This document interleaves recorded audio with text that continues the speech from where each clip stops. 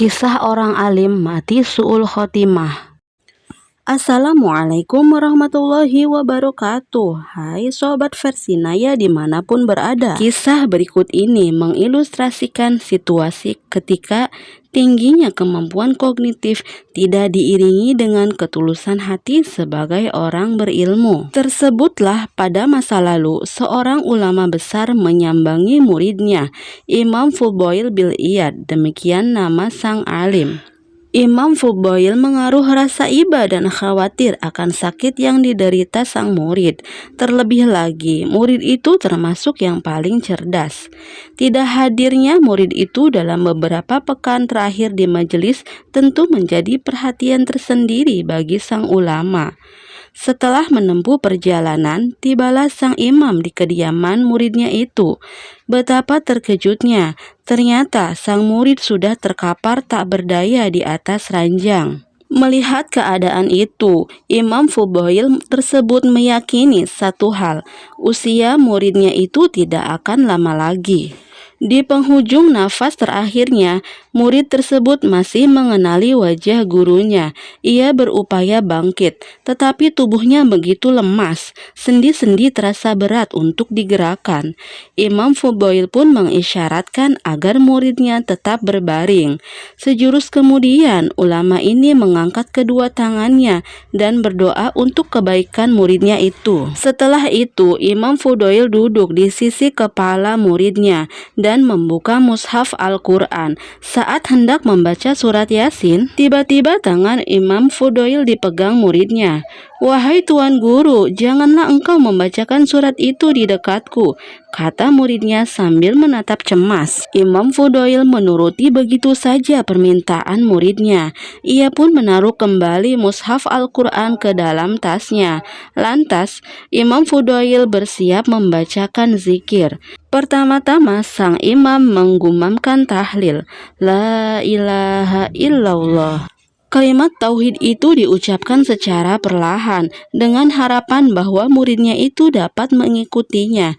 Ternyata murid yang sedang terbujur sakit itu kembali memegang tangan gurunya. Imam Fudail merasa cengkraman tangan muridnya itu cukup keras. Yang lebih mengejutkannya lagi, bibir muridnya itu seakan-akan terkunci ketika akan melafalkan tahlil. Padahal sebagai murid yang alim, bacaan la ilaha illallah tentu tidak asing di telinganya. "Wahai Tuan Guru, hentikanlah zikirmu itu. Sungguh aku tidak akan bisa membaca itu karena aku terbebas darinya," ucap si murid dengan sisa-sisa tenaganya. Sesaat kemudian, murid itu mengalami sakaratul maut hingga wafat. Imam Fudail begitu sedih, sebab pada momen terakhir hidupnya, sang murid justru menghindar dari mengucapkan la ilaha illallah. Terakhir hayatnya tak ubahnya su'ul khotimah. Beberapa hari kemudian, Imam Fudail bermimpi dalam tidurnya. Di mimpi itu, ia melihat muridnya yang meninggal itu diseret ke dalam api neraka. Maka sang imam pun bertanya kepadanya, "Wahai muridku, mengapa nasibmu sampai seperti ini? Apa sebabnya Allah mencabut keberkahan ilmu darimu? Padahal engkau termasuk muridku yang paling alim." Sang murid menjawab, "Ada beberapa dosa yang kulakukan dan semua itu tidak pernah kuberitahukan kepadamu." Dosa pertamanya adalah tipu muslihat. Seringkali murid itu semasa hidupnya memberitahu kepada kawan-kawannya ilmu atau informasi yang berbeda dari apa-apa yang telah disampaikan Imam Fudail dalam majelis. Dosa yang keduanya adalah dengki. Hatinya mudah disulut rasa iri saat melihat teman-temannya. Karena itu, dengan kepintarannya, ia selalu berupaya menjatuhkan mereka sekalipun dengan cara-cara yang licik. Dosa yang ketiga adalah minum khamar. Minuman keras yang mula-mula ditenggaknya karena berobat, itu bermula dari keadaan dirinya yang dilanda sakit keras. Aku menanyakan perihal penyakitku kepada seorang tabib. Lalu tabib itu menyuruhku untuk meminum arak agar penyakit itu diangkat dari tubuhku, kata sang murid. Semua dosa itu dilakukan karena luputnya hati dari mengingat Allah. Maka tidaklah berguna kecerdasan apabila tidak ditopang dengan bersihnya kalbu.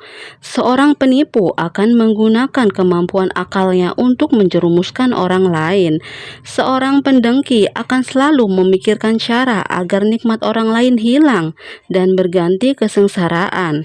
Akibat tidak sabar dalam menghadapi penyakit, seorang alim dapat gelap mata sehingga ringan saja mengonsumsi makanan yang haram. Wallahu a'lam. Terima kasih sudah menonton sampai selesai. Semoga video ini bermanfaat. Wassalamualaikum warahmatullahi wabarakatuh.